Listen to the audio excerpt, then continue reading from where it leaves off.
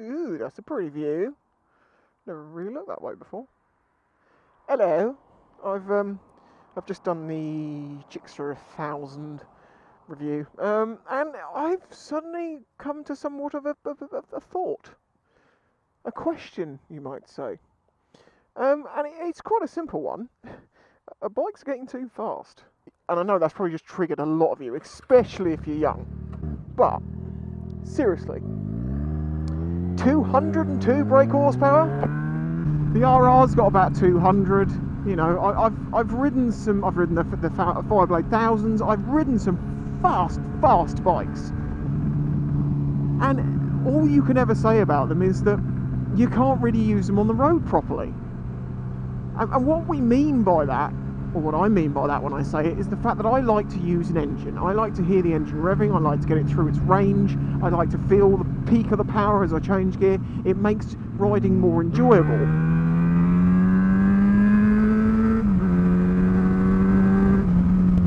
However, on these thousands, to do that, you will be going stupidly fast. And when I say, you know, like, I was pulling onto the A3. I just short shifted up 2 gears, looked down, triple digits. Wasn't even trying. I honestly didn't realise it. You know, on DIVI, to get into triple digits, you have to go through a couple of gears. It's screaming, you're hitting the power, the peak in the power. It feels great.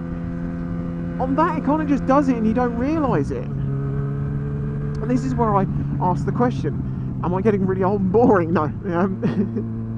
Of course, maybe that's part of it. Maybe I'm maturing a bit. But it's not that for me. It's the reason I like the smaller engine bikes is because you can actually use them properly on the road. Sure, if you're going to a track day, I understand 1,000 would be a lot of fun. But equally, I don't see a lot of people doing it on thousands. Most of the people I see doing these things are using old 600s, properly old 600s. Now, don't get me wrong, that Gixxer is a fine machine and a vast improvement on their old ones. You know, you just can tell that they have put so much effort into getting the chassis and the suspension and everything right. But I just can't help feel like it's flawed because you just can't ride it properly on the road. And with the rules of speeding and that, you know, how much they're cracking down on speeding these days, if you do get caught doing that, you are getting so screwed over. Look, here I'm on DIVI. Go down to a couple of gears. See, 60. Legal. If I went through 3 gears like that on that Gixxer, I would be doing well over 100 miles an hour. Now, as I say, don't get me wrong, don't hate on me because I totally get it. For some people, they like to just know they have that power in reserve. And for some of you, you're like, fuck the police, fuck the law, fuck all of this. I want to ride as fast as I like. And I get it, and I understand that, and that is your choice. But as I say, for me, I like to have a bit more fun.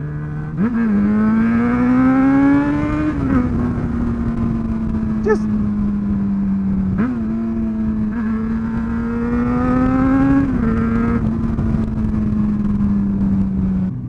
And as technology progresses, and these bikes are developing fast. You know, they're getting faster and faster. The power, you know, I remember when I was younger, people were like 150, 160 brake horsepower, wow! And now it's like, oh, it has to have 200, and now there's, you know, 201, 202.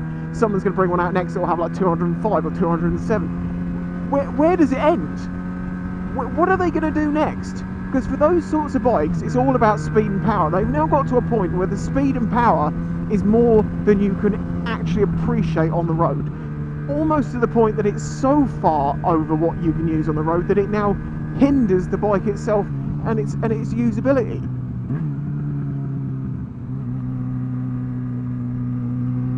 So where on earth are they going next? Because things are going to have to stagnate now, because if they could make them any more powerful, they're going to even be more useless.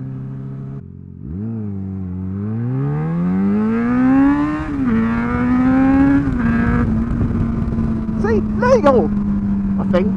I don't think this is a 40. I do think bike companies should spend a little bit less time worrying about the performance, make it good, put a bit more effort into security so people can't steal these things so easily, because as we know, bike theft is just gone through the roof, particularly in places like London. I mean, it feels like the Wild West. I don't live there and I don't ride there, and thank Christ for that, because I would be terrified to leave my bike anywhere, even with locks on. So I genuinely wonder, what on earth are they going to do next? What can be the next selling feature? Because you can't keep working on who's got the most power, because it's now at a point that we don't want anymore. Yeah, you could make it smoother and more enjoyable to ride, you can put more gadgetry on it, but do we want that? For me, I like more bare bones biking. You know, a bike like this is a good example. Not too much power, no electronics, no traction control, no ABS. I get to ride it, and it's so much more of a riding machine. It feels nice. Now, obviously, there are a lot better than the XJ6's riding machines. Yeah, I know, but leave Divi alone. She's a good little bike. My point still stands. Now, I've said this a million times, and lots of other people will say the same. It is so much more fun to ride a slow bike fast than a fast bike slow. But the companies don't seem to be appreciating that fact. You know, the price seems to go against the CC. You know, you want a 500, it's going to cost you this much. You want a 600, it's going to cost you that much. You want a 700, it's a bit more than that. You want 1,000, there's more than that. Why not maybe don't go with 1,000 and put a load of development into a 600 or even a 750 and make it the best 750 there has ever been? Because you do sometimes wonder, you know, how much effort they clearly put into these thousands, the flagship models. It's like, how much effort did you put into the lower ones? And yeah, I know a lot of it crosses over and they can move the technology back onto the other models, but you know for a fact that is their main concern. Get this one right. This is the one that gets our reputation. This is one that sells us bikes. Our company's going to have to just get better at marketing. It's like, yeah, the products are this, but our marketing's going to have to be the thing that really helps sell it. I mean, because some of the marketing from some of these companies is laughable. Like, it's just... Oh, I mean, I'm sorry to say this, I love BMW bikes, I really do. But I think their marketing is... It's embarrassing. It's all about, like, the life experience. It's like buying in... It feels like they're starting to feel a little bit like Harley in the way that you can go into the shop and be kitted out head to toe in the gear and you know, you've got your BMW and you're fit and whatever. Like, the banners, the posters they do are so cringy.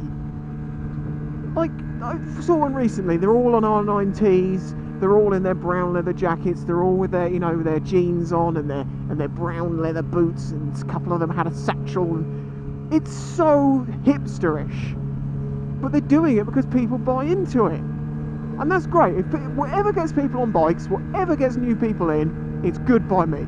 I like it, but oh god, it's just so cringy. But the ironic thing is that actually works into the company's hands, because if you get people in who are doing it for the looks, they don't know anything about bikes, they're not going to adjust their own chains or do oil changes, they're going to bring it back, they're going to give it to you and give you lots of money to do the work for them that they could easily do for themselves, because it's just the way that it is. And I'm not saying that all of the owners are like that, but I can see it. I've spent time around BMW owners. Some of them are really good riders and they're all about the riding, and they want to use that machine because they believe that is, you know, the best machine that's around at the time. But when it comes to some of the other models, yeah, it's a little hipsterish. When it comes to some of the other models, it's a little hipsterishy, it's a little lifestyley, it's a little... But then what's wrong with that? Why am I finding fault with people enjoying motorcycles? It sounds I'm being elitist, aren't I? I mean, it's like, I can't change the way that I feel. I get it though, there are people out there who can ride 1,000 to its limits, they can use the engine. You can't use it on the road, there's no question, it will not be legal if you did it on the road. But you might do lots of track days, and for that reason, you know, it works for you, and all respect to those people for being damn brave, big bald riders, because I don't have those sorts of nuts. I really don't. Maybe that's because I've been on the receiving end of a couple of nasty crashes. And now I just want to enjoy biking, not lose my licence, and not be killed. Oh my god, there's so many bugs around today. I've killed a lot of them on my face, but there's loads in my helmet. Get out. So what do you think? Do you think the thousands are just too fast to really be usable these days? Do you think that they almost made them so fast that you don't even want to own one anymore? I'd love to know your opinion. Also, do add, if you're like, no, you're a fucking idiot, it's brilliant, they're faster. Have you ever ridden one? Do you have a license? Do you like trying to keep hold of it? As that, I get it, I get the younger side. If I was like, you know, 18, maybe I would be like, what are you talking about, you old fart? Of course it's good to have a bike that's quick.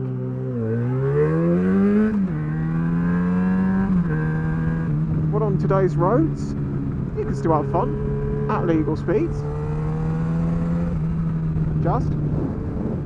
Anyway, let me know what you think, and don't forget to leave a like.